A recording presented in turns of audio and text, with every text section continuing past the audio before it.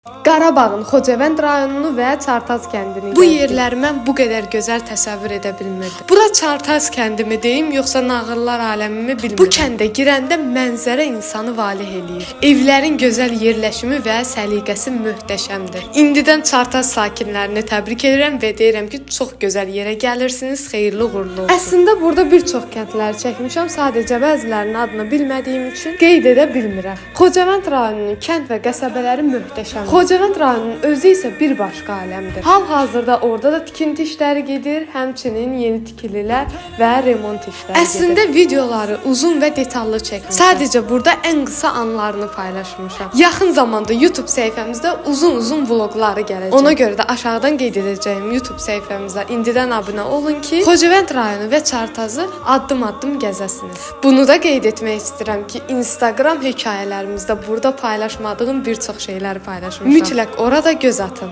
Xocavəndə əsas gəlmə səbəbimizi sizə deyim. Mənim yoldaşım Xocavəndlidir, öz yurdundan 2 yaşı olanda çıxıb. Bizə dədə-baba evimiz çox maraqlı idi. Yoldaşım gilin köçə bilmədən məcburi köçkün olduqları təzə evlər olub bu ev. Bu ev isə yoldaşımın babasının evi olub. Buraları görmək həqiqətən də bizim üçün xoş oldu. Qaynanam 34 ildir görmədiyi şəhid qardaşı və bacısı oğlunun qəbirlərini də ziyarət elədi.